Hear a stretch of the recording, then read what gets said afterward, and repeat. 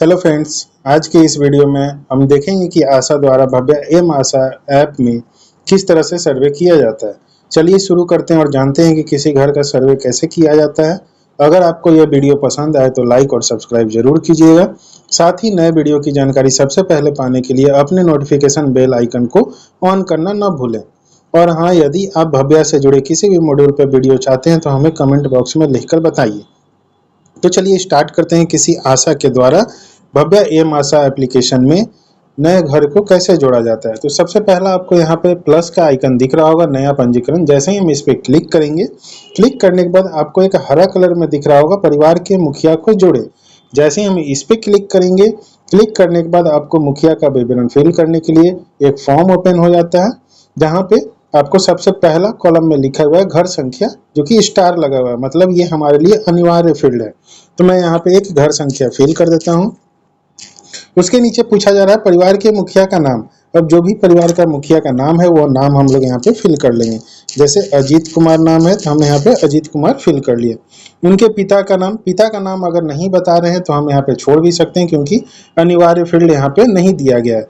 जन्म तिथि और अनुमानित आयु है, यहाँ पे दो ऑप्शन दिया जा रहा है उनके एज फिल करने के लिए। अगर जन्म तिथि में हमको तीनों फॉर्मेट में अगर डाटा अवेलेबल है, डेट, मंथ और ईयर, तो हम लोग डायरेक्ट इस पर क्लिक करेंगे और हमारे सामने कैलेंडर ओपन हो जाएगा, डे और मंथ और ईयर का। उसके बाद ठीक है पे क्लिक कर देंगे। अगर वो बताते हैं कि मेरा अनुमानित आयु है 30 साल, 50 साल, 55 साल, 60 साल, हम डायरेक्ट यहाँ पे फिल कर सकते हैं। उसके नीचे आते हैं लिंग में आपको स्टार लगा हुआ है, मतलब ये हमारे लिए अनिवार्य फील्ड है। जैसे ही हम इस पर क्लिक करेंगे तो यहाँ पे तीन ऑप्शन आपसे पूछा जाएगा, पुरुष, महिला, ट्रांसजेंडर। अगर ये पुरुष हैं तो हम पुरुष पे यहाँ पे क्लिक करके ठीक है पे क्लिक कर देंगे। उसके बाद पूछा जा रहा है व्यवसाय, शिक्षा का स्तर, धर्म, वर्ग। ये सारा फील्ड आपका मैंडेटरी नहीं है, अगर हम चाहें तो फिल कर सकते हैं, अगर आप उनके द्वारा बताया जा रहा है। अगर नहीं बताया जा रहा है तो हम आगे बढ़ जाएंगे। अगर हम फिल करते हैं तो जैसे ही व्यवसाय पे क्लिक करते हैं तो आपके सामने कुछ ड्रॉप डाउन दिखता है, बेरोजगार, गृहिणी, दिहाड़ी मजदूरी, खेती, वेतनभोगी, व्यापार, सेनावित या अन्य। अगर बेरोजगार हैं तो हम बेरोजगार पे यहाँ पे क्लिक करके ठीक है पे क्लिक कर लेंगे। शिक्षा का स्तर पे जैसे ही क्लिक करते हैं तो यहाँ पे भी आपके सामने कुछ ऑप्शन दिखता है, इस ऑप्शन से हमको सिलेक्ट करना होगा। जैसे हम यहाँ पे हाई स्कूल सेलेक्ट कर लेते हैं। धर्म पे क्लिक करेंगे तो धर्म में भी आपके सामने कुछ ऑप्शन दिखेंगे यहाँ पे, जहाँ से हम लोग धर्म भी सिलेक्ट कर सकते हैं। हम यहाँ पे हिंदू सेलेक्ट कर लेते हैं। सेम उसी तरीके से वर्ग पे भी क्लिक करेंगे तो वर्ग में भी आपको सारा लिस्ट यहाँ पे लिखा हुआ है, इसमें से हमको सिलेक्ट करना होगा। जैसे पहला नहीं बताना चाहते हैं, सामान्य, ओबीसी, अनुसूचित जाति, तो हम यहाँ पे सामान्य पे क्लिक कर लेते हैं। उसके नीचे पूछा जा रहा है किसका मोबाइल नंबर है। तब किसका मोबाइल नंबर पे अगर ये मुखिया जिसका डिटेल अभी हम लोग फिल कर रहे हैं, ये किनका मोबाइल नंबर देना चाहते हैं। अगर स्वयं का देना चाहते हैं, पत्नी का, पिता का, माँ, बेटे, बेटी, ससुर, सास, पड़ोसी, रिश्तेदार या अन्य। अगर ये स्वयं का देना चाहते हैं तो यहाँ पे हम स्वयं का पे क्लिक करके और ठीक है पे क्लिक कर देंगे। यहाँ से हमको उनका मोबाइल नंबर फिल करना होगा, तो एक नंबर हम यहाँ पे फिल कर लिए। उसके बाद पूछा जा रहा है गांव का नाम, वार्ड क्रमांक, वार्ड का नाम, मोहल्ला, टोला, बैंक खाता संख्या। ये सारा फील्ड हमारा अनिवार्य नहीं है। अगर आपको वो बता रहे हैं डिटेल्स तो आप यहाँ पे फिल कीजिएगा, अदरवाइज हम आगे बढ़ सकते हैं। उसके बाद voter ID card, ration ID card, व्यक्तिगत स्वास्थ्य आईडी, लाभार्थी का प्रकार क्या है, और लास्ट में आपसे पूछा जा रहा है वैवाहिक स्थिति। वैवाहिक स्थिति में यहाँ पे स्टार लगा हुआ है, मतलब ये हमारे लिए मैंडेटरी फील्ड है, अनिवार्य फील्ड है। जैसे ही हम इस पर क्लिक करेंगे तो हमारे सामने कुछ ऑप्शन यहाँ पे ऑलरेडी दिया गया है, अविवाहित, विवाहित, तलाकशुदा, विभाजित, विधुर या विधवा। अगर ये विवाहित हैं तो हम विवाहित पे यहाँ पे क्लिक करेंगे और ठीक है पे क्लिक कर देंगे। जैसे ही ठीक है पे क्लिक करेंगे तो नीचे तीन और रो आपके सामने ऐड हो चुका है। जैसा पहला है विवाह के समय आयु इनका क्या था, अगर वो बता रहे हैं तो हम लोग फिल करेंगे, अदरवाइज छोड़ भी सकते हैं। उसके बाद पूछा जा रहा है जीवन साथी का नाम, जो इनकी पत्नी का क्या नाम है, तो वो नाम हम लोग यहाँ से फिल करेंगे। जैसे हम यहाँ पे निशा देवी फिल कर लेते हैं।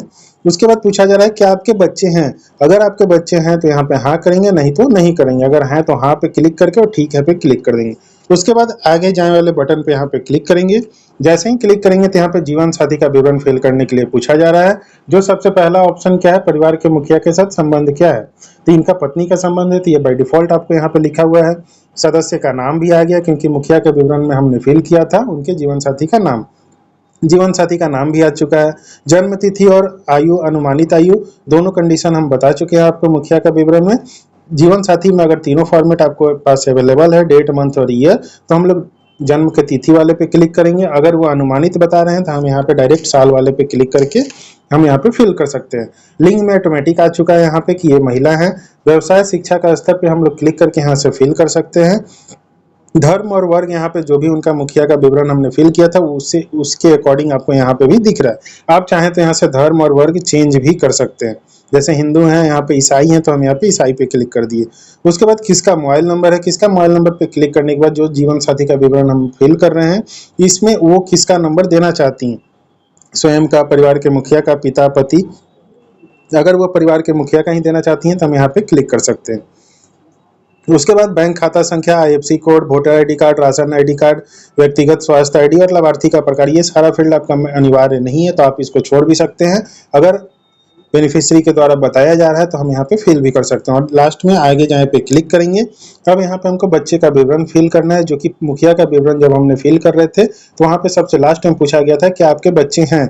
अगर वहाँ पे हम हाँ करके और ठीक है पे क्लिक कर किए हुए रहेंगे तो बच्चे का विवरण आपके सामने यहाँ पे ओपन होगा।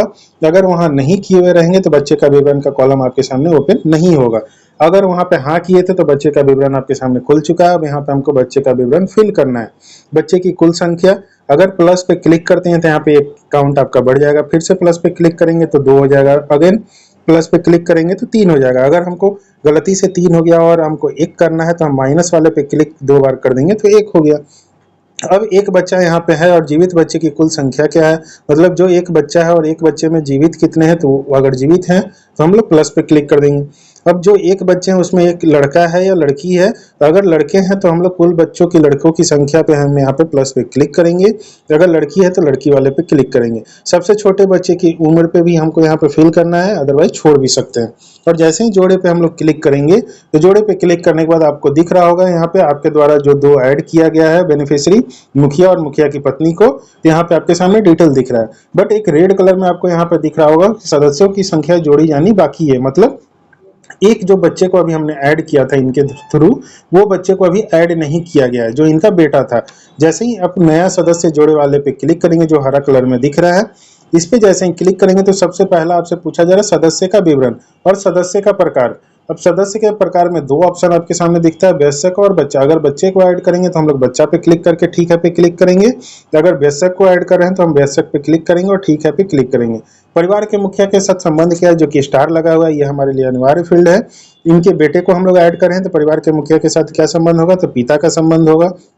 सदस्य का नाम हम यहाँ पे फिल कर रहे हैं तो हम उमेश कुमार डाल देते हैं। उसके नीचे उनके पिता का नाम, उनकी माँ का नाम, जन्म तिथि और अनुमानित आयु, जैसा कि हम आपको पहले भी बता चुके हैं। हम यहाँ पे डायरेक्ट अनुमानित आयु फिल कर लेते हैं। अब जन्म का क्रम पूछा जा रहा है। अगर इनके 2 बच्चे हैं और एक बच्चे को हम यहाँ पे ऐड कर रहे हैं तो ये पहला बच्चा है या दूसरा बच्चा है, तो उस तरीके से हम लोग जन्म क्रम भी यहाँ पे फिल कर सकते हैं। इनका एक ही बच्चा है तो हम यहाँ पे जन्म का क्रम 1 डाल के ठीक है पे क्लिक कर लिए। उसके बाद लिंग पूछा जा रहा है बच्चे का, पुरुष है, महिला है या ट्रांसजेंडर है। तो अगर पुरुष है तो पुरुष पे क्लिक करके ठीक है पे क्लिक कर लेंगे। बैंक खाता संख्या, व्यवसाय, शिक्षा का स्तर, धर्म और वर्ग। अगर बैंक खाता संख्या आपको दिया जा रहा है तो आप यहाँ पे फिल करेंगे। व्यवसाय अगर आपको बताया जा रहा है तो व्यवसाय पे जैसे ही हम लोग क्लिक करेंगे तो यहाँ पे आपके सामने कुछ ऑप्शन दिखेंगे, इसमें से हमको सेलेक्ट करना होगा। जैसे यहाँ पे खेती करते हैं इनके बेटे तो हम यहाँ पे खेती पे क्लिक करके ठीक है पे क्लिक कर लिए। शिक्षा का स्तर, अगर वो बता रहे हैं कि हम हाई स्कूल में पढ़े हुए हैं, माध्यमिक तक पढ़े हुए हैं, प्राथमिक तक पढ़े हुए हैं, अगर वो हाई स्कूल के हैं तो हाई स्कूल पे हम लोग क्लिक करके ठीक है पे क्लिक कर देंगे। धर्म और वर्ग भी यहाँ से हम लोग चेंज कर सकते हैं। जो इनके मुखिया का था सेम आपको बच्चे में भी यहाँ पे दिखेगा। अब आ जाते हैं किसका मोबाइल नंबर, यहाँ पे आपको स्टार लगा हुआ है। अब बेटे के केस में यहाँ पे हम किसका मोबाइल नंबर देना चाहते हैं, अगर वो बोलते हैं परिवार के मुखिया का ही तो हम डायरेक्ट यहाँ पे क्लिक करेंगे और ठीक है पे क्लिक करेंगे तो वो नंबर ऑटोमेटिक यहाँ पे आ जाएगा, क्योंकि परिवार के मुखिया में हम लोग नंबर ऑलरेडी दे चुके हैं। उसके नीचे आते हैं बैंक खाता संख्या, FC code, voter ID, ration card, व्यक्तिगत स्वास्थ्य आईडी, लाभार्थी का प्रकार। ये सारा फील्ड आपका मैंडेटरी नहीं है तो उस केस में हम लोग छोड़ भी सकते हैं। अगर बेनिफिशियरी के द्वारा बताया जा रहा है तो हम लोग यहाँ पे फिल करेंगे। सबसे लास्ट में आ जाते हैं तो वैवाहिक स्थिति। बच्चे के केस में यहाँ पे वैवाहिक स्थिति आ गया है कि क्या इस बच्चे का जो भी उनका बेटा था क्या उनका शादी हो चुका है। तो जैसे ही हम इस पे क्लिक करेंगे तो यहाँ पे भी आपके सामने कुछ ऑप्शन दिख रहा है, अविवाहित, विवाहित, तलाकशुदा, विवाजित, विधुर, विधवा। अगर इसमें से जो भी हमको सेलेक्ट करना होगा हम सेलेक्ट कर सकते हैं। तो हम यहाँ पे विवाहित सेलेक्ट कर रहे हैं और ठीक है पे क्लिक करेंगे। जैसे ही ठीक है पे क्लिक करेंगे तो नीचे 3 और नया रो आपके सामने ऐड हो चुका है। पहला है विवाह के समय आयु, अगर वो बता रहे हैं तो हम लोग फिल करेंगे, अदरवाइज छोड़ सकते हैं। जीवन साथी का नाम क्या है, अब जो उमेश कुमार को हमने ऐड किया उनके पत्नी का क्या नाम है, तो हम लोग यहाँ पे फिल कर लेंगे सुमन कुमारी। क्या आपके बच्चे हैं? अगर बच्चे हैं तो हम यहाँ पे हाँ करेंगे, अन्यथा नहीं पे क्लिक करके ठीक है पे क्लिक कर देंगे। अगर नहीं पे ठीक है पे क्लिक करते हैं और आगे जाए पे क्लिक करते हैं तो अब यहाँ से जीवन साथी का विवरण पूछा जाता है। जो अभी बेटे को हमने ऐड किया था, उनका विवाहित में हम जीवन साथी को उनका नाम ऐड किए थे, तब उनका विवरण फिल करने के लिए हमारे सामने फॉर्म ओपन हो गया। अब परिवार के मुखिया के साथ संबंध पूछा जा रहा है कि ये इनकी बहू है, तो बहू हम यहाँ पे फिल करेंगे। सबसे नीचे आएंगे, यहाँ पे बहू का कॉलम है, बहू पे हम क्लिक करके ठीक है पे क्लिक कर दिए। अब उसके बाद सदस्य का नाम भी आ चुका है, जो उमेश कुमार की पत्नी है। जीवन साथी का नाम भी आपके सामने दिख रहा है, पिता का नाम, जन्म तिथि और अनुमानित आयु, जैसा कि हम आपको पहले भी बता चुके हैं, तो हम यहाँ पे अनुमानित आयु उनके द्वारा बताया जा रहा है, हम यहाँ पे फिल कर लेते हैं। उसके नीचे आते हैं जन्म का क्रम, लिंग, लिंग में भी महिला ऑलरेडी है क्योंकि इनकी पत्नी है। व्यवसाय, शिक्षा का स्तर, जैसा कि हम पिछले भी यहाँ पे क्लिक करते थे तो ड्रॉप डाउन आता था, इसमें से हम लोग सेलेक्ट कर सकते हैं। उसके बाद धर्म और वर्ग भी यहाँ से हम लोग चेंज कर सकते हैं। उसके बाद किसका मोबाइल नंबर है, किसका मोबाइल नंबर पर जब क्लिक करेंगे तो यहाँ पे वो किसका मोबाइल नंबर देना चाहते हैं बेनिफिशियरी। अगर वो परिवार के मुखिया पे ही बोलते हैं कि उन्हीं का नंबर हमको देना है, तो हम डायरेक्ट उसी पे क्लिक करके और ठीक है पे क्लिक कर लेंगे, तो वो नंबर आपको यहाँ पे दिखना चालू हो जाएगा। बैंक खाता संख्या, IFSC code, voter ID card, ration card, व्यक्तिगत स्वास्थ्य आईडी, लाभार्थी का प्रकार, ये सारा फील्ड हमारा मैंडेटरी नहीं है। अगर आपको बेनिफिशियरी के द्वारा बताया जा रहा है तो हम लोग यहाँ पे फिल करेंगे और अन्यथा छोड़ सकते हैं। सबसे लास्ट में आ जाते हैं, क्या महिला गर्भवती है। अगर गर्भवती में हाँ करके और ठीक है पे क्लिक करते हैं तो यहाँ पे एलएमपी डेट और प्रसव होने की संभावित तिथि भी पूछा जाता है। अगर एलएमपी डेट हम लोग फिल कर लेते हैं तो प्रसव होने की संभावित तिथि बाय डिफॉल्ट यहाँ पे कैलकुलेट होकर आ जाएगा। अगर यहाँ पे गर्भवती पे हम लोग नहीं करके और ठीक है पे क्लिक करते हैं तो एक ऑप्शन आपसे पूछा जाता है, क्या आप और आपके साथी परिवार नियोजन अपना रहे हैं। अपना रहे हैं तो अगर यहाँ पे हाँ है तो हाँ पे क्लिक करेंगे, नहीं तो नहीं पे। अगर हाँ पे क्लिक करके और ठीक है पे क्लिक करेंगे तो एक और ऑप्शन आपके सामने ओपन हो जाएगा कि गर्भ निरोधक का तरीका क्या है। यहाँ पे जैसे ही क्लिक करते हैं तो यहाँ पे कुछ ऑप्शन आपके सामने ऑलरेडी दिया हुआ है, इसमें से हम क्लिक कर सकते हैं।